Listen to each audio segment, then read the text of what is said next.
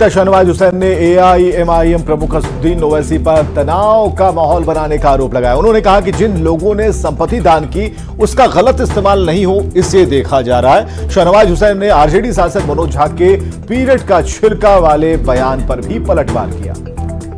BJP के राष्ट्रीय प्रवक्ता सैयद शहनवाज हुसैन से, शहनवाज जी, ओवैसी साहब की तरफ से जो बयान आ रहा है वक्फ कानून में संशोधन को लेकर के जो सरकार आगे बढ़ रही है, उस पर आप क्या कहेंगे? देखिए, कुल हिंद मजलिस-ए-इत्तेहादुल मुस्लिमीन के सदर असदुद्दीन ओवैसी पूरे मुल्क में भड़म पैदा कर रहे हैं। वो इस तरह का माहौल बना रहे हैं जैसे तनाव पैदा हो जाए। वो कह रहे हैं मुसलमानों के मामले में दखल दे रही है सरकार। अरे वक्फ की जो संपत्ति है, जिन लोगों ने दान किया, उसका मिसयूज न हो। आजकल तो लैंड माफिया उस पर मॉल बना रहे हैं, गरीबों को तो कुछ मिल नहीं रहा। इस तरह कहना दुर्भाग्यपूर्ण है कि जिस समाज का व्यक्ति होगा वही अपने समाज की चिंता करेगा। नरेंद्र मोदी जी को देखिए, वो एक सनातनी हिंदू हैं, लेकिन सबका साथ, सबका विकास, सबका विश्वास, पूरे देश को एक मोती की माला में पिरो कर चल रहे हैं। उसका नाम नरेंद्र मोदी।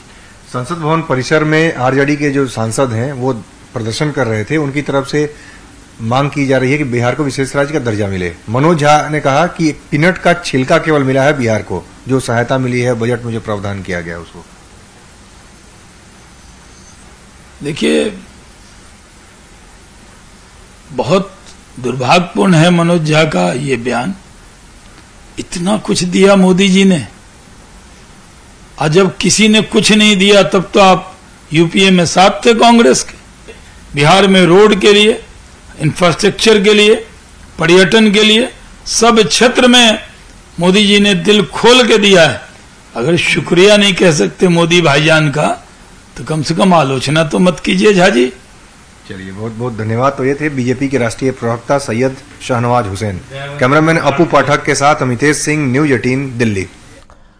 वक्फ बोर्ड संशोधन विधेयक को संसद में पेश करने के बाद जेपीसी के पास भेज दिया गया है। केंद्र सरकार के इस कदम की बिहार के जल संसाधन मंत्री विजय चौधरी ने सराहना की। उन्होंने कहा कि विधेयक लाने की चर्चा के बाद मुसलमानों में चिंता और भ्रम की स्थिति थी। अब इस विधेयक की गहराई से संसदीय समीक्षा होगी। शुरू से ही अल्पसंख्यक समाज के लोगों के मन में कुछ चिंताएं एवं आशंकाएं थी, और उसके मद्देनजर जो हम लोगों का जदयू अभी मानना था कि इस बिल को संयुक्त प्रबल समिति में भेज के केंद्र सरकार ने यह एक अच्छा कदम उठाया है। और बिहार सरकार के मंत्री सुमित सिंह ने वक्फ बोर्ड बिल नियम में बदलाव के बाद विपक्ष के सवाल पर बड़ा बयान दिया। उन्होंने कहा कि विपक्ष का काम अच्छे काम करने पर भी उसे एजेंडा बनाना है। मंत्री सुमित सिंह ने कहा कि अभी तक वक्फ बोर्ड में कोई बदलाव नहीं किया गया है। सीएम नीतीश कुमार के साथ अल्पसंख्यक कल्याण मंत्री जमा खान के साथ भी कई लोग इस पर अभी विचार कर रहे हैं, और जो भी फैसला लिया जाएगा उससे किसी को कोई हानि नहीं होगी। मुख्यमंत्री नीतीश कुमार जी, अल्पसंख्यक कल्याण मंत्री हैं बड़े भाई जमा खान साहब, ये सब बैठ के तय कर रहे हैं, और जो बेहतरी के लिए होगा उसके लिए ये लोग सोच रहे हैं। कोई बदलाव के लिए नहीं सोच रहे हैं जिससे कि किसी को कोई हानि हो जाए। वैसा कोई कार्य नहीं होने वाला। मोतिहारी में नाग पंचमी की पूजा के दौरान आपसी रंजिश में चाकूबाजी हुई है, और इसमें एक व्यक्ति की चाकू मारकर हत्या कर दी गई, जबकि दूसरे पक्ष के लोग गंभीर रूप से घायल हैं। मंजरिया थाना क्षेत्र के अजगरी गांव की घटना है। घटना के बाद तनाव को देखते हुए पुलिस अलर्ट है और अभी हालात सामान्य है। एएसपी ने मामले की जांच जारी रहने और दोषियों को किसी भी हाल में नहीं छोड़ने की बात कही। कि एक व्यक्ति राम कुंवर राम जी की हत्या चाकू मारकर कर दी गई। महावीरी झंडा खेलने को लेकर ये वारदात हुई थी, जिसमें कि कुछ व्यक्तियों द्वारा इनके साथ चाकू मारा गया और हत्या की गई। हत्या करने में से जो लोग शामिल थे उसमें से 2 को गिरफ्तार कर लिया गया है, और जो चाकू जिसका प्रयोग किया गया था हत्या करने में उसको भी बरामद कर लिया गया है। एफएसएल की टीम बुलाई गई है जांच के लिए। साथ ही साथ बंजरिया थाना में एफआईआर दर्ज कर इस पर कार्रवाई की जा रही है, और बाकी कुछ लोग जो कि इस वारदात में शामिल थे उनकी भी पहचान कर ली गई है। और खबर है भागलपुर से, जहां दवा कारोबारी रौनक केडिया की हत्या के विरोध में व्यवसायियों के साथ दूसरे संगठन ने भागलपुर बंद बुलाया है। शहर की सभी दुकानें बंद हैं। सड़क पर उतरकर कारोबारी अपराधियों की गिरफ्तारी और व्यवसायियों की सुरक्षा की मांग कर रहे हैं। व्यापारियों का कहना है कि 32 घंटे हो जाने के बाद भी अभी तक पुलिस अपराधी को नहीं पकड़ पाई है, और साथ ही पुलिस की गश्ती पर भी सवाल खड़े कर रहे हैं। लोगों ने आरोपियों की गिरफ्तारी नहीं होने पर बड़े आंदोलन की चेतावनी दी। का गलत कोई काम नहीं करता था उसको 6 गोलियों से मारा गया। उसके बाद प्रशासन ने अभी तक सूंद नहीं ली है, 36 घंटा हो गया, अभी तक प्रशासन का कोई भी इस घटना का उद्भेदन नहीं है। हम लोग व्यवसायियों का एक ही मांग है, घटना की उद्भेदन करके जो भी इसमें लोग मारने वाले हैं उसको फांसी की सजा दी जाए। यदि प्रशासन का रवैया इस ढंग का रहा तो हम लोगों का आंदोलन इससे भी ज्यादा तेज हो।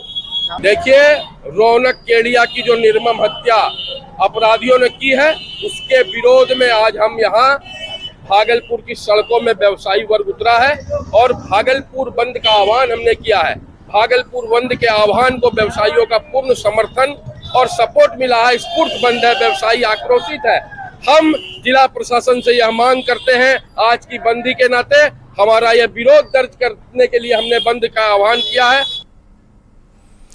पेरिस ओलंपिक 2024 में जैवलिन थ्रो में सिल्वर मेडल जीतने वाले नीरज चोपड़ा से प्रधानमंत्री नरेंद्र मोदी ने फोन पर बात की। पीएम मोदी ने नीरज चोपड़ा को जीत की बधाई दी। पीएम मोदी ने नीरज चोपड़ा से कहा, आप मन से गोल्ड निकाल दीजिए, आप स्वयं सबसे बड़े गोल्ड हैं। प्रधानमंत्री नरेंद्र मोदी ने इस दौरान नीरज चोपड़ा की मां की भी तारीफ की। सर नीरज, बहुत बहुत बहुत बहुत बधाई आपको। धन्यवाद सर। अपने देश का नाम फिर एक बार रोशन कर दिया जी। और पूरा देश, मैं देख रहा था रात को 1 बजे भी करोड़ों लोग आपकी तरफ आशा की नजर से देख रहे थे। बस सर वही है कि जो सबकी उम्मीद थी गोल्ड के लिए, वो कहीं ना कहीं एफर्ट भी लगाया, लेकिन जैसा हमारी बात हुई थी कि छोटी वो इंजरी वगैरह की वजह से वो पुश जो करना चाहता हूँ वो नहीं कर पाया, उसका थोड़ा सा वो रहा। क्या किया जाए भाई? वही डिसीजन लेंगे सर टीम के साथ, लेकिन कंपटीशन जो था वो काफी तगड़ा था और ऐसी सिचुएशन में भी थ्रो करना और मेडल लेके आना कंट्री के लिए, उसकी खुशी है जी। नहीं, आपने बहुत अच्छा किया है और आपने तो पिछली बार भी मुझे याद है आपने आपके प्रतिस्पर्धी के खेल की तारीफ की थी जी। और आपने तब भी मुझे कहा था कि उसका मुकाबला बड़ा सचमुच में तगड़ा होता है। हाँ जी। और इंजरी के बावजूद भी आप ये मैनेज करते हैं, मैं समझता हूँ कि हमारी युवा पीढ़ी को भी बड़ा आश्चर्य होता होगा। नहीं बिल्कुल सर, काफी अच्छा रहा और वही है कि ये तो सिलसिला चलता रहेगा गेम में, स्पोर्ट्स में अप डाउन्स, और अभी आगे और ज्यादा मेहनत करेंगे और बाकी आगे गेम्स आ रहे हैं तो वो खेल लेंगे सर अच्छे से।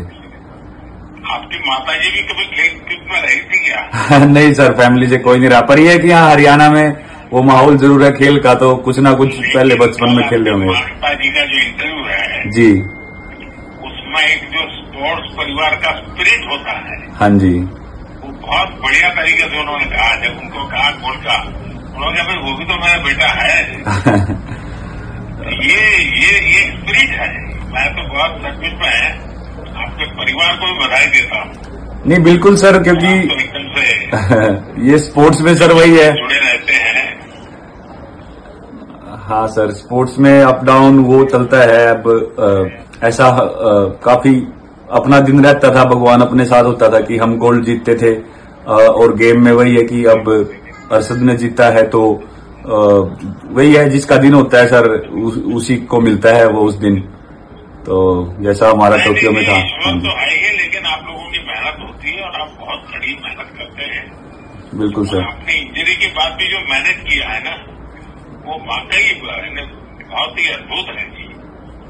और उसमें तो एक स्पिरिट, मुझे देश के लिए कुछ करना है, वही तो ड्राइव करता है। बिल्कुल सर, ये भी तो काफी बाकी है सर। आप मन में से गोल्ड वगैरह निकाल दीजिए। हाँ सर, अब तो निकल ही गया वैसे ही। आप बहुत बड़ा गोल्ड है। नहीं सर, बिल्कुल ये तो सर चलता रहेगा जब तक गेम चल रहा है, तो हमेशा रिजल्ट तो उसी दिन डिसाइड होता है, पर अपनी तरफ से सर मेहनत में कोई कमी नहीं छोड़ेंगे, वो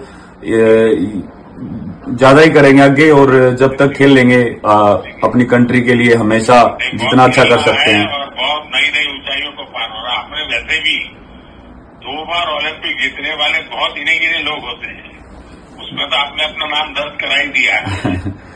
बिल्कुल सर।